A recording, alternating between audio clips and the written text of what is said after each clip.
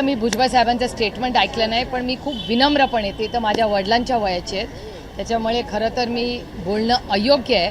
पण एक जबाबदार खासदार म्हणून मी उत्तर देते माननीय भुजबळ साहेबांचा. आणि मी हे बोलताना पूर्ण बाईट दाखवा, हां, माझी विनंती आहे सगळ्यांना, की मी आदरणीय माननीय भुजबळ साहेबांचा सगळा मान ठेवून, जे माझ्या वडिलांच्या जागेवर आहेत, माझ्या वडिलांच्या वयाच्या ग्रहस्थाबद्दल खरं तर मी बोलणं योग्य नाही, पण एक खासदार म्हणून माझी ही नैतिक जबाबदारी आहे की पार्लमेंटमध्ये आरक्षणाची मागणी किंवा निर्णय कुठे होतो, तो कॅबिनेटमध्ये होतो, असेंब्ली नाही तर पार्लमेंटमध्ये होतो.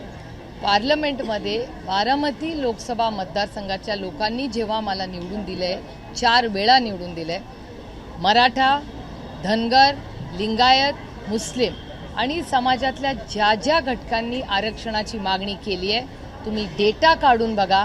मी फक्त प्रेस कॉन्फरन्सेसमध्ये बोलत नाही आरक्षणाबद्दल, मी ऑन रेकॉर्ड या देशातली सगळ्यात उच्च जी आहे जागा हक्क मागण्याची, ती या देशाचं पार्लमेंट आहे. त्या पार्लमेंटमध्ये, त्या संसद भवनमध्ये मी धनगर, मराठा, लिंगायत, मुस्लिम ज्या ज्या समाजांच्या मागण्या आहेत त्या मांडलेल्या आहेत. आणि एक वेळा नाही, अनेक वेळा, म्हणजे अनेक वेळा भाषणाला मी उठले की अनेक समोरच्या बाकावरचे लोक म्हणतात आता ही परत तोच मुद्दा मांडणार. हा परत मुद्दा मांडायचा नाही. त्या समाजांना न्याय नाही मिळाला. आणि जर कुणालाही माझ्या भाषणांचा डेटा हवा असेल तर तो डेटा मी पूर्णपणे तुम्हाला देऊ शकते की किती वेळा मी स्वतः मराठा, धनगर, लिंगायत, मुस्लिम अनेक छोटे मोठे समाज आहेत ज्यांना काही वेगळ्या वेगळ्या मागण्या आहेत. ह्या महाराष्ट्रातून सगळ्यात जास्त आरक्षणवर भाषण करणारं कोण असेल तर त्या व्यक्तीचं नाव सुप्रिया सुळे.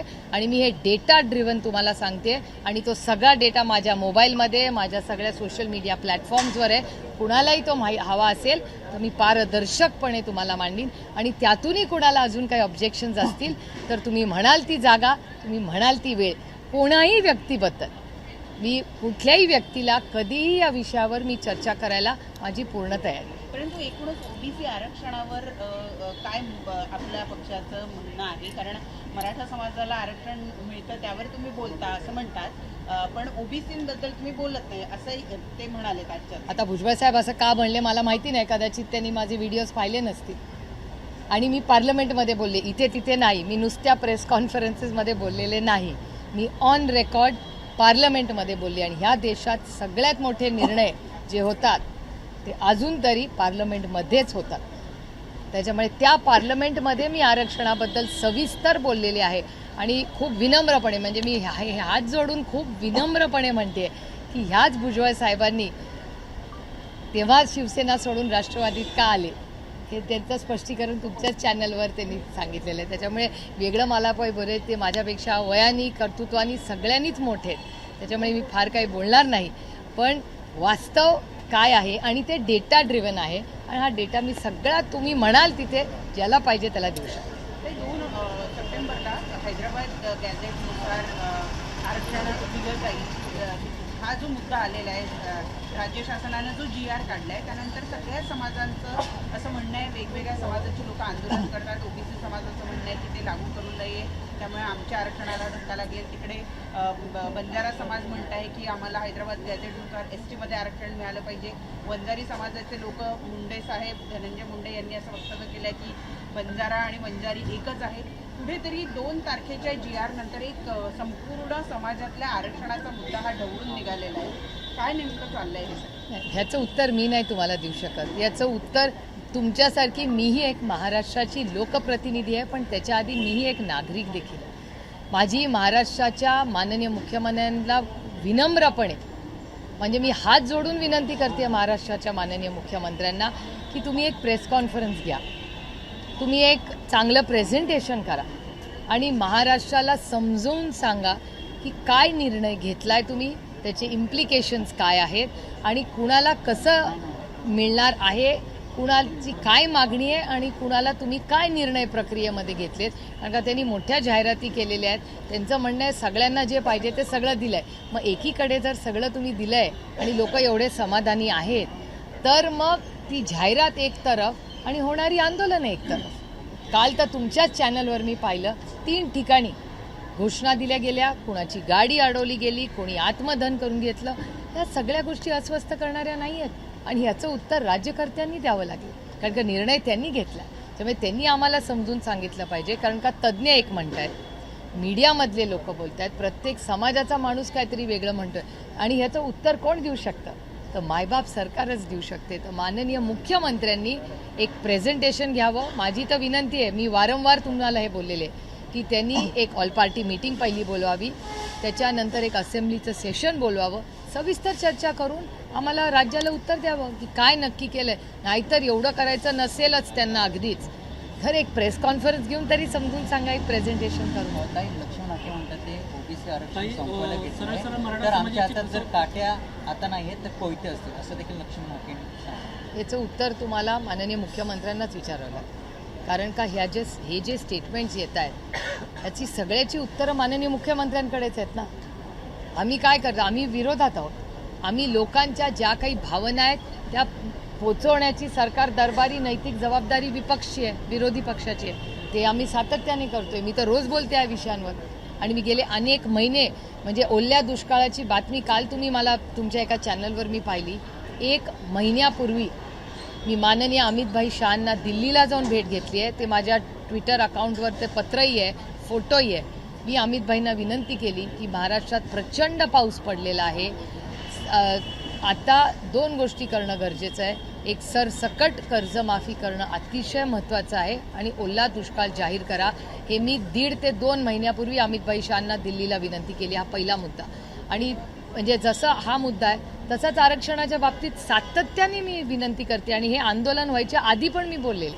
हे का मी ह्या टर्ममध्ये आरक्षणाबद्दल बोलले नाही, मी मागच्या टर्ममध्येही बोललेले की धनगर समाजाची जी मागणी आहे, मराठा समाजाची जी मागणी आहे, लिंगायत समाजाची जी मागणी आहे, आता बंजारा समाजाच्या जे काही प्रश्न आता तुमच्या चॅनलवर दिसत आहेत, मुस्लिम समाजाचे, सगळ्या समाजांचे जे काही कॉम्प्रिहेन्सिव्ह बिल आणा. माझं भाषण काढून बघू शकता तुम्ही. मी तारीख वाईज किती वेळा ह्याच्यावर बोलले की एक एक करू नका. एक मोठं देशात एवढी मोठा मॅन्डेट आहे या सरकारला.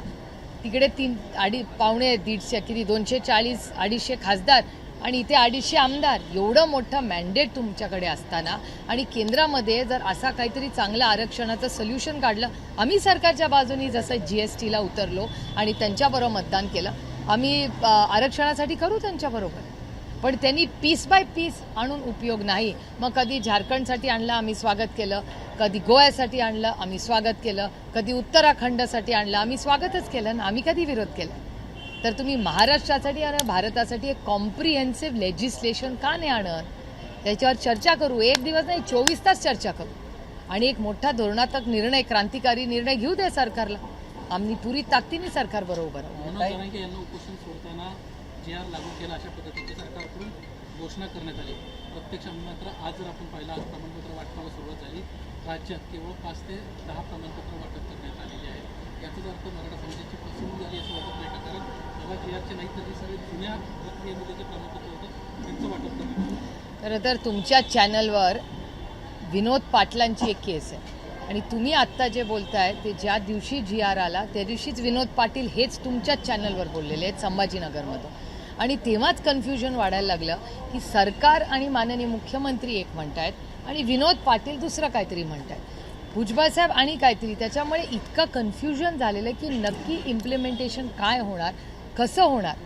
जोपर्यंत आणि माननीय मुख्यमंत्री आहेत या राज्याचे, माननीय मुख्यमंत्र्यांनीच सांगायचा अधिकार आहे की नक्की GR काय आहे, त्याचं इम्प्लिमेंटेशन कसं होईल आणि त्याचा फायदा किती लोकांना होईल. ताई, राहुल गांधींनी पत्रकार परिषद घेतली. सॉफ्टवेअरचा वापर करत हजारो मतदार हे यादीतून हटवला आणि त्यासाठी जो मोबाईल नंबर वापरण्यात आला तो कर्नाटकाचा. मी ती सगळी प्रेस कॉन्फरन्स पाहिली राहुलजींची. एक गोष्ट आपण सगळ्यांनीच मान्य केली पाहिजे की हा सगळी जी माहिती डेटा ड्रिव्हन आहे. म्हणजे हे नेहमीप्रमाणेचे आमच्यावर जसे खोटे नाटे आरोप केले जातात ते आपले इलेक्शनमध्ये आरोप येतात आणि मग ते गायब होतात. आणि ज्यांच्यावरती इलेक्शनवर सिरियस होतं आणि ज्यांच्यावर ED CBI वगैरे होते ते वॉशिंग मशीनचा एक ऑप्शन असतो. त्यामुळे हे 2 ऑप्शन्स या राज्यात आणि देशात आपण सगळ्यांनी गेल्या 11 वर्षात पाहिलेत. ही एक बाजू. दुसरी बाजू अशी की हे नवीनच झालेलं आहे. आपण सगळ्यांनी जर कोल्हापूरमधून आदरणीय पवार साहेबांनी केलेलं जे स्टेटमेंट आहे हे तुमच्या सगळ्यांनी आज सकाळी दाखवलं, ह्याबद्दल मी तुमचे मनापासून आभार मानते. पण त्याच्यात पवारसाहेबांनी 2 अतिशय महत्त्वाच्या गोष्टी बोललेल्या आहेत. एक ते म्हणलेले आहेत की ह्या सगळ्यामध्ये इलेक्शन कमिशननी ह्याच्यात इंटरव्हेन्शन केलं पाहिजे आणि लोकांमध्ये आत्मविश्वास वाढवला पाहिजे की हे प्रॉब्लेमॅटिक झालं असेल तर ते करेक्ट करा. त्यामुळे हा जो संशय सर्वसामान्य मायबाप जनतेच्या मनात आलेला आहे त्याला कुठेतरी इलेक्शन कमिशननी जबाबदारीने उत्तर दिलं पाहिजे. हा पहिला मुद्दा त्यांनी मांडला. आणि दुसरा, हे ते सातत्याने नाशिकलाही पवारसाहेब हेच म्हणले आणि कालही कोल्हापूरला आज सकाळी तुमच्या चॅनलवर मी त्यांची प्रेस पाहिली, त्यात पण तेच म्हणले की आज कुठेतरी महाराष्ट्रामध्ये अस्वस्थता आहे. आपण सगळ्यांनी एकत्र मिळून तो जो महाराष्ट्रात कटुता निर्माण होतीये ती कुठेतरी आपण सगळ्यांनी मिळून त्याच्यात मार्ग काढला पाहिजे. पहिल्या दिवसापासून आमची सहकार्याची भूमिका आहे. आमची सगळी भाषणं काढून बघा. मी सातत्याने माननीय मुख्यमंत्र्यांना गेले अनेक आठवडे विनंती करते की तुम्ही एक ऑल पार्टी मीटिंग बोलवा, तुम्ही असेंब्लीचं सेशन घ्या आणि नुसत्या आरक्षणावर तर घ्याच, पण त्याच्याबरोबर महाराष्ट्राच्या आर्थिक परिस्थितीवरही घ्या, कारण का तीही चिंताजनक आहे. म्हणजे एकीकडे शेतकरी प्रचंड अडचणीत आहे, ओला दुष्काळ जाहीर झालाच पाहिजे, सरसकट कर्जमाफी झालीच पाहिजे, त्याबरोबर आरक्षणात नक्की काय तुम्ही निर्णय घेतलेत ह्याची माहिती तमाम महाराष्ट्रातल्या मायबाप जनतेला कळलीच पाहिजे. आणि तिसरी, महाराष्ट्रातली आर्थिक परिस्थिती ही अतिशय गंभीर आहे. हे मी म्हणत नाही आहे, वर्तमानपत्रात आलेला सगळा डेटा आणि चॅनलचा सगळा डेटा म्हणतो. त्याच्यामुळे हे 3 खूप मोठी आव्हानं आज राज्याच्या समोर आहे. पुण्याच्या सुरक्षेचा मुद्दा जो आहे सातत्याने समोर येतोय. सर्वसामान्य माणूस रस्त्याने चालला होता, बाजूला गाडी घे म्हटल्यानंतर एका व्यक्तीनं म्हणजे टोळी पुण्याची त्याने गोळीबार केला, 3 गोळ्या लागल्या होत्या. पोलीस देखील त्या ठिकाणी पोहोचू शकले नाहीत. 100 मीटर अंतरावर पोलीस स्टेशन आहे. एकंदरीत पुणे शहर आणि जिल्ह्याच्या कायदा आणि सुव्यवस्थेचा प्रश्न सातत्याने समोर येतो. तुमच्या प्रश्नातच माझं उत्तर आहे. मी विरोधक म्हणून उगाच टीका करत बसत नाही, पण माझ्या राज्याचं नाव अशा वेळेस खराब होतं. जेव्हा एखादी अशी घटना होते, देशामध्ये बातमी जाते.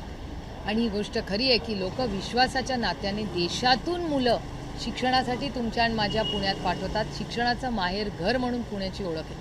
आणि आपल्या सगळ्यांवर झालेले संस्कार आहेत की वाघिणीचं दूध म्हणजे शिक्षण आहे. जे एकीकडे आपण छत्रपतींचं नाव घेतो, शाहू फुले आंबेडकरांचं नाव घेऊन हे सरकार चालवतात आणि एकीकडे न स्कॉलरशिपचे पैसे ते मुलांना देत आहेत, न सुरक्षितता पुण्यासारख्या शहरात. आणि हा डेटा माझा नाही, हा डेटा तुमचा आणि भारत सरकारचा आहे. भारत सरकारचा डेटा सांगतो की महाराष्ट्रात क्राईम वाढलेला आहे. हा माझा डेटा नाही. आणि त्यांच्याच विचाराचं सरकार महाराष्ट्रात आणि दिल्लीत आहे. त्यामुळे त्यांचा स्वतःचा डेटा सांगतो की महाराष्ट्रात क्राईम वाढलेला आहे आणि पुणे जिल्ह्यात तो वाढलेला आहे. हा आरोप नाही आहे, हे डेटा ड्रिव्हन माहिती मी तुम्हाला देते. मराठी झालं का सगळं? ताई, शहाडमध्ये सुद्धा जे आहे ते शिंदे आणि भाजपच्या गटामध्ये राडा पाहायला मिळाला आहे. निवडणुकीच्या तोंडावरती म्हणजे महायुतीच्या कार्यकर्त्यांमध्ये हा राडा पाहायला मिळतो. कसं वाटतं? एक तर बघ, मला तो शब्दच ऑब्जेक्शनल आहे. एकतर म्हणजे मी तो शब्द वापरतच नाही एकतर. आणि माझी सगळ्या माध्यमांना विनंती आहे, म्हणजे हा एक थोडासा वेगळा विषय की तुम्हीही शब्द जेव्हा चॅनल्सवर लावताना तेव्हा थोडासा विचार करून लावा, अशी एक आई म्हणून माझी विनम्र विनंती आहे. माझी भाषा ही फक्त दूरदर्शन आणि times of India, Maharashtra times, Loksatta वाचून माझी सुधारली. भाषा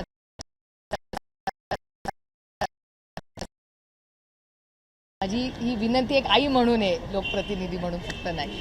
पण हे जे ज्या पद्धतीने या महाराष्ट्रामध्ये या सरकारमध्ये जे मतभेद बाहेर येत आहेत, हे मी विरोधक म्हणून म्हणत नाही, पण महाराष्ट्राच्या संस्कृतीला न शोभणारे आहेत. घरं फोडली आमची, म्हणजे आमच्या केसेस आजही चाललेल्या आहेत. आमच्यावर अन्याय झाला आहे का? तो हो झालेला आहे, काय वादच नाही आहे. पण अशा परिस्थितीत ज्या टोकाची भूमिका घेऊन आमची घरं आणि पक्ष फोडले आणि आता त्यांचे ज्या पद्धतीने वाद होत आहेत, ह्याच्यात नुकसान फक्त आणि फक्त सर्वसामान्य मायबाप जनता आणि महाराष्ट्राचं होतंय, आर्थिक, राजकीय आणि सामाजिक.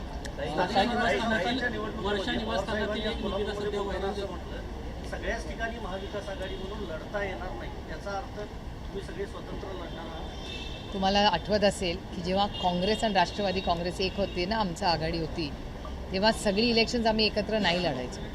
त्यामुळे तेव्हा प्रत्येकजण, आणि हे कार्यकर्त्यांचं इलेक्शन आहे, प्रत्येक कार्यकर्त्याला इच्छा असते आपण लढावं. त्याच्यामुळे त्या भागांमध्ये तिथलं स्थानिक नेतृत्व ठरेल की आघाडी करायची का नाही. आणि काँग्रेस आणि राष्ट्रवादी एक असताना तेव्हा आम्ही किती वेळा वेगळे लढलेलोच आहोत ना. पुण्याला जिल्हा परिषद कधी आम्ही इतक्या वर्षात एकत्र लढलोय, वेगळेच लढलो. एक टेंडरचं डॉक्युमेंट सध्या प्रचंड व्हायरल झाले, त्यामध्ये वन ॲट अ टाईम. टेंडरचं एक डॉक्युमेंट सध्या प्रचंड व्हायरल झाले, त्याच्यामध्ये वर्षा निवासस्थानामधल्या काही कामाचं कागद समजत आहे. बेडसाठी डबल बेडसाठी 20 लाखांचा खर्च, तर किचन दुरुस्तीसाठी जवळपास 19 म्हणजे 20 लाखांचा खर्च आहे. 40 लाखांपेक्षा सुद्धा जास्त खर्च त्या ठिकाणी त्या निविदेमध्ये देण्यात आल्याचं समजतं. हेच 40 लाख रुपये जर आमच्या शेतकऱ्यांना दिले असते ना तर कदाचित आमच्या शेतकऱ्यांनी एवढ्या आत्महत्या केल्या नसत्या. त्यांचे तर काही हजार रुपयाची देणी असतात. आमच्या ह्या दुर्दैव या सरकारचं की 40 लाख रुपयाचं रेनोव्हेशन ते करतात. आणि हे तर छोटंच रेनोव्हेशन आहे. सगळ्यांची ऑफिसेसचं जर काढलं ना आणि घरांची रेनोव्हेशन तर ते करोडो रुपयात असते. हे खूप दुर्दैव आहे की मोदीजी काही वेगळं दिल्लीत सांगतात पण महाराष्ट्रात त्याची अंमलबजावणी होत नाही. मोदीजी तिकडे सांगतात आम्हाला सगळ्यांना की साधे राहा, तुम्ही सगळं मेड इन इंडिया वापरा, ही गोष्टी काय परमनंट नाही, आपण प्रधान सेवक आहोत. आणि दुर्दैव आहे की मोदीजींच्या या गोष्टी महाराष्ट्र सरकारमधले कोणी लोक ऐकत नाहीत किंवा पाळणं त्याचे करत नाही. खूप दुर्दैव आहे.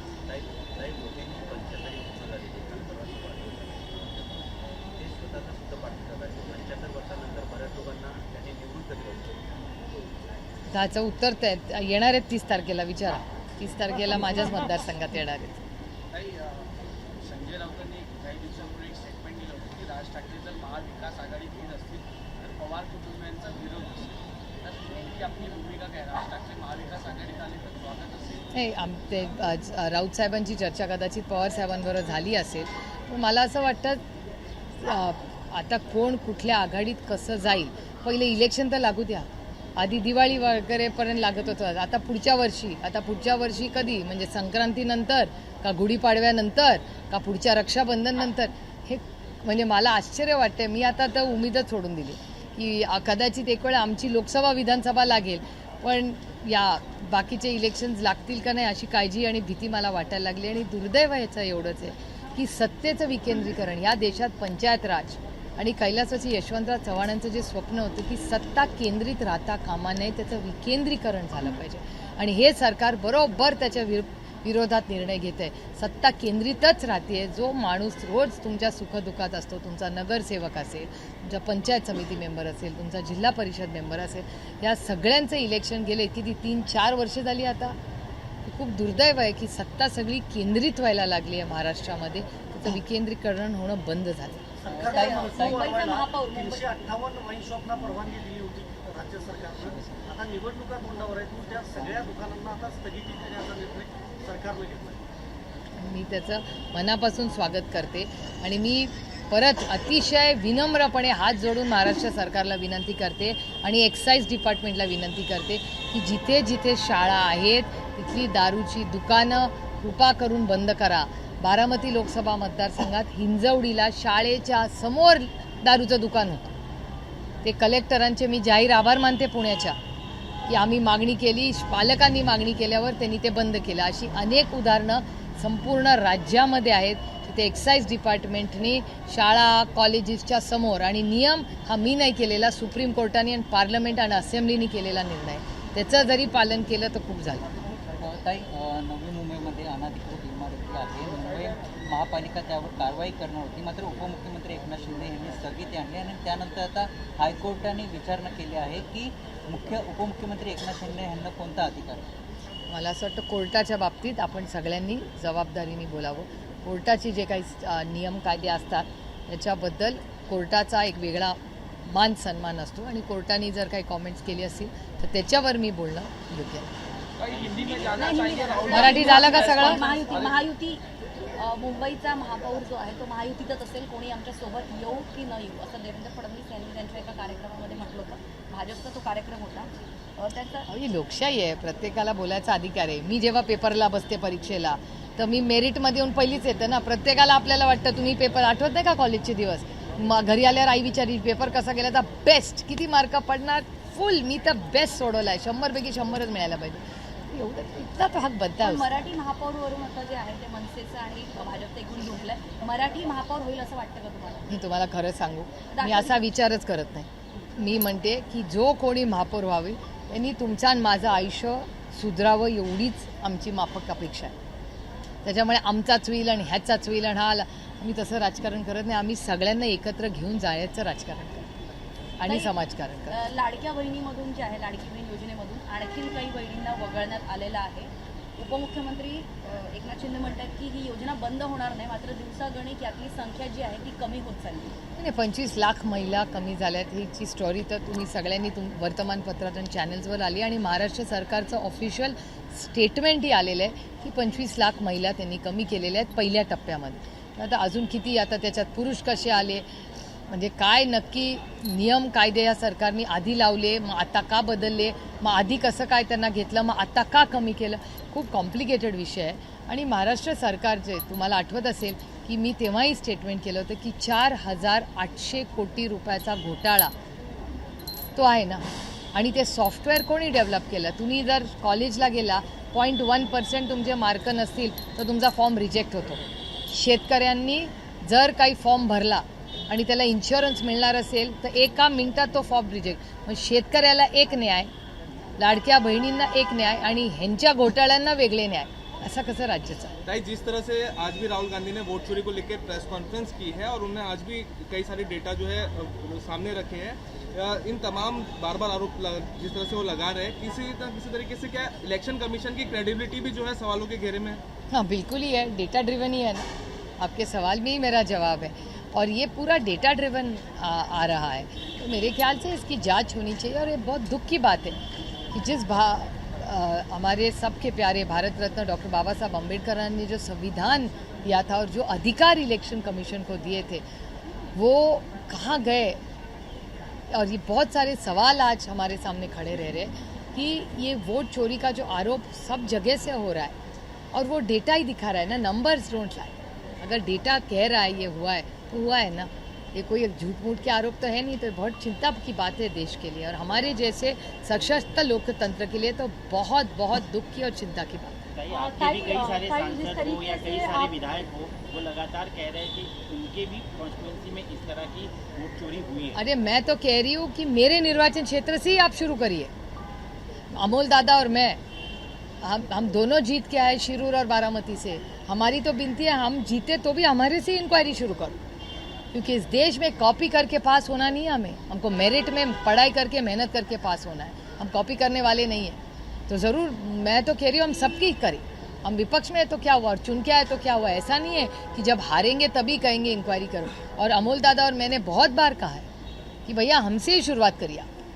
ताई, सत्ता पक्ष के नेताओं का ये भी कहना है कि जब लोकसभा के चुनाव हुए थे तब विपक्ष ने इतने सवाल नहीं खड़े किए थे क्योंकि उनके सांसद चुनकर आए थे. लेकिन जब विधानसभा के चुनाव हुए और जब वो हारते हैं तब वो कहीं ना कहीं सवाल खड़े कर रहे हैं.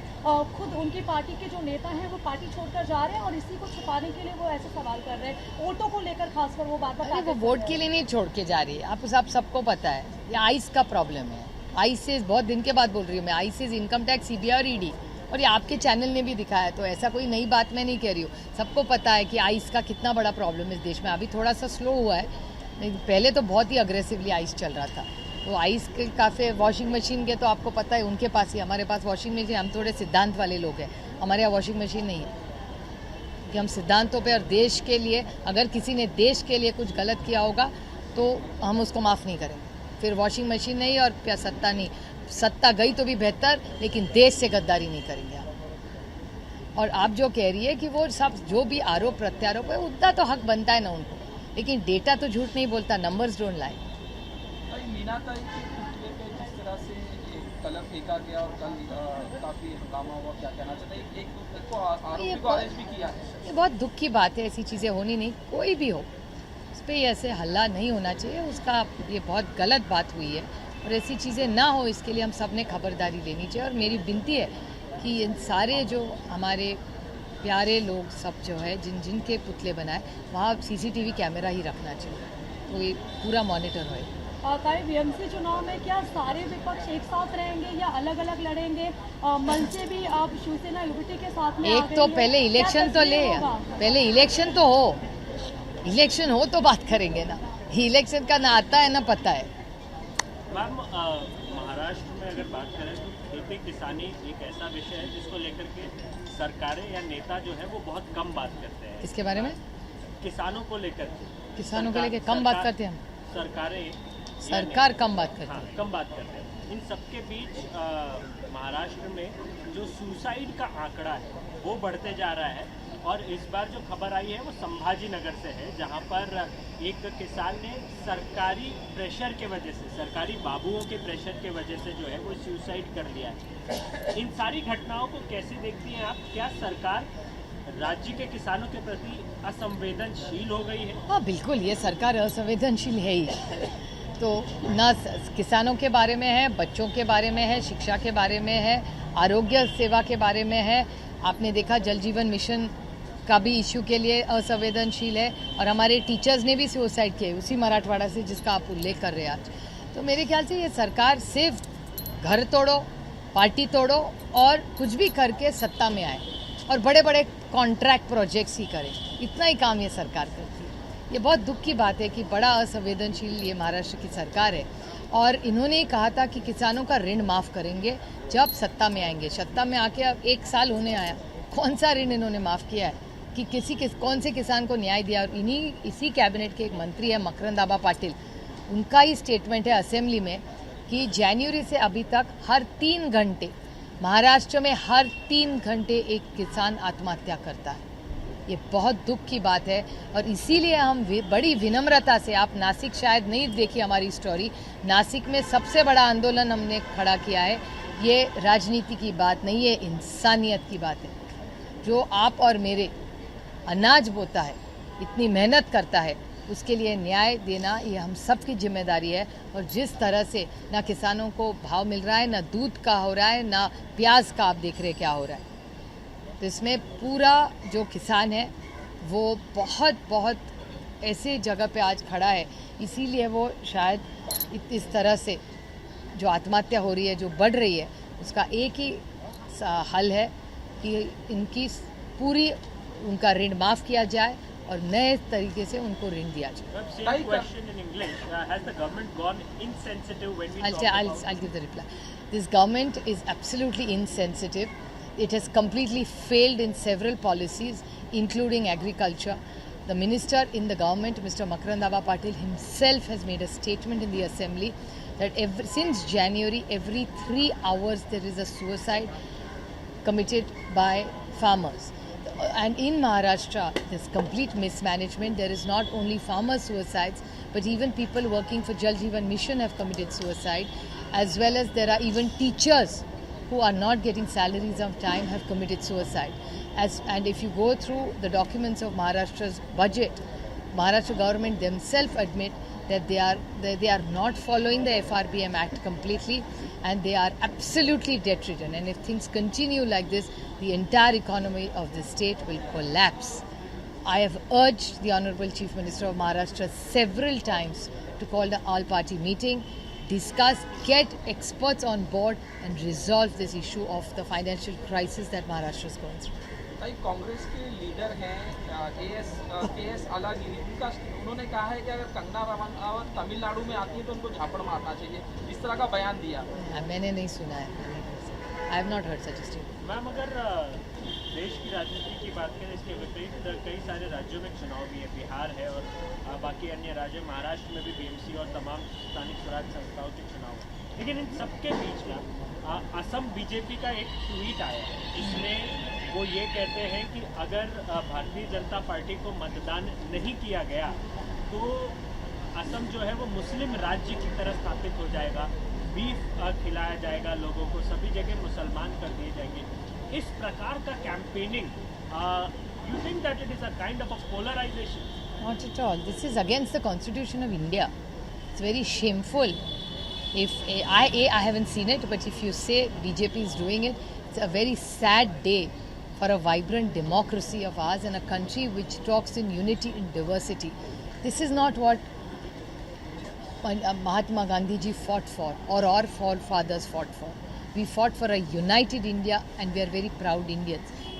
if what you are saying is true, it's very very unfortunate and I condemn any such statement. इसी सवाल को थोड़ा आगे बढ़ाएंगे। अमित साटम जो अभी नए भाजपा मुंबई अध्यक्ष है, उन्होंने भी इसी तरह का बयान बीते 2 दिन पहले दिया। उन्होंने कहा कि अगर युवाटा और बाकी विपक्षी पार्टियों के हाथ में सरकार जाएगी तो कोई खान जो है मुंबई का मेयर बनेगा। मैंने सुना नहीं है तो आई कांट कमेंट।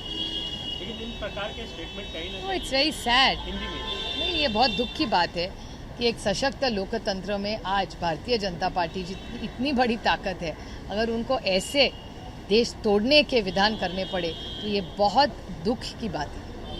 काही मराठीमध्ये फक्त एवढं की मीनाताई ठाकरे यांच्या पुतळ्याचं जे काही अपमान जी काय झाली गोष्ट ही अतिशय दुर्दैवी आहे। मी स्वतःही त्याच्याबद्दल ट्विटही केलेलं आहे, माहितीही घेतलेली आहे। मला असं वाटतं ह्या सगळ्या आपल्या श्रद्धेची स्थान असतात, तिथे तातडीने BMCनी कॅमेरे लावले पाहिजेत आणि तिथली सुरक्षितता किंवा तिथे एक जाग तरी ठेवली पाहिजे, म्हणजे अशा काही गोष्टी होणार नाहीत। कारण का हे सगळ्या गोष्टी श्रद्धेच्या असतात, त्यामुळे त्याचा कोणीही त्याचा अपमान करू नये अशी माझी विनम्र विनंती आहे। पण ताई आखरी सवाल, ताई नाही आखरी मराठी सवाल. जाऊन या याच्यामध्ये महाराष्ट्रातले अटक करण्यात आली एका आरोपीला आणि त्याचं म्हणणं आहे की संपत्तीच्या म्हणजे उद्धव ठाकरे यांचा जो कार्यकर्ता त्यांचा चुलत भाऊ आहे आणि चुलत भाऊ आहे आणि संपत्तीच्या वादातून हे कृत्य केलं। माहिती नाही, या आत्ता तर बातमी येते ती खरं खोटं कोणाला माहिती। पोलिसला स्टेटमेंट करू दे ना, मग बघू काय करायचं। ताई, कोणाची- डॉक्टरांची तरफ से एक मराठीमध्ये डॉक्टरांकडनं आज जो आहे महाराष्ट्रातले डॉक्टर्स जे आहेत ते संपावरती गेलेले आहेत, कसं बघता की एकतर माझी डॉक्टरांना विनम्र विनंती आहे की त्याच्यात सरकारचा निर्णय, माझी खूप विनम्र विनंती आहे डॉक्टरांना की तुम्ही प्लीज पेशंट्सला वेटीस धरू नका, कारण त्याच्यात त्या पेशंटची बिचाऱ्याची काय चूक। महाराष्ट्राचं सरकारचं धोरण जर काही तुम्हाला बदलून हवं असेल तर तुम्ही प्लीज आमच्या पेशंट्सला वेटीस धरू नका, तुम्ही सरकारला जाब विचार। आणि महाराष्ट्र सरकारने सगळ्यांना एकत्र घेऊन, दुर्दैव आहे की या सरकारचं फक्त आउटगोईंग चालू असतं, इनकमिंग बंदच असतं। समाजातले सगळेच घटक या सरकारवर नाराज आहेत, ह्याचा अर्थ काहीतरी चुकतंय। ताई हिंदी में यही सवाल करना चाहूँगी क्योंकि आज महाराष्ट्र के अलग अलग हिस्सों में मैं बड़ी विनम्रता से हर डॉक्टर जो आज आंदोलन करना है उनको बड़ी विनम्रता से विनती करना चाहती हूँ कि इसमें पेशेंट की कोई गलती नहीं। हम डॉक्टर को भगवान मानने वाले लोग हैं और ये गलती बेचारे पेशेंट की है ही नहीं। ये गलती अगर की होगी तो वो सरकार की होगी। तो मैं इस असंवेदनशील सरकार को विनती करती हूँ कि आप सब इन डॉक्टरों से बात करें। कोई डॉक्टर के पास जाए तो पहले डॉक्टर से बात करने, अगर डॉक्टर्स आंदोलन करने हैं तो सरकार की जिम्मेदारी नहीं है कि वो डॉक्टरों को जाके पूछे कि आप क्यों आंदोलन कर रहे हैं, पेशेंट्स का क्या हाल हुआ है। तो ये जो इनकन्वीनियंस आज पेशेंट्स को हो रहा है उसके लिए जिम्मेदार सिर्फ और सिर्फ महाराष्ट्र की असंवेदनशील सरकार है। मैम, मराठा आरक्षण को लेकर एक GR निकाला गया, उसको लेकर के काफ़ी कंफ्यूजन हो रहा है और कहीं ना कहीं आरोप और प्रत्यारोप भी हो रहा है। आपने कहा कि CM को प्रेस कॉन्फ्रेंस एब्सोल्युटली, हाँ, तो प्रेस कॉन्फ्रेंस महाराष्ट्र के माननीय मुख्यमंत्री ने एक ऑल पार्टी मीटिंग बुलानी चाहिए। मैं तो 100 बार ये बोल चुकी हूँ कि आप ऑल पार्टी मीटिंग बुलाइए, आप एक असेंबली का सेशन लीजिए और एक प्रेस कॉन्फ्रेंस करवाइए, एक अच्छा सा प्रेजेंटेशन दिखा दीजिए, तो पता तो चले इस देश को किसको क्या मिला है। इतना कंफ्यूजिंग हो रहा है सब जगह, तो पता ही नहीं चल रहा है किसको मिल रहा है नहीं मिल रहा है। तो महाराष्ट्र के मुख्यमंत्री ने सीधी बात करनी चाहिए इस राज्य से।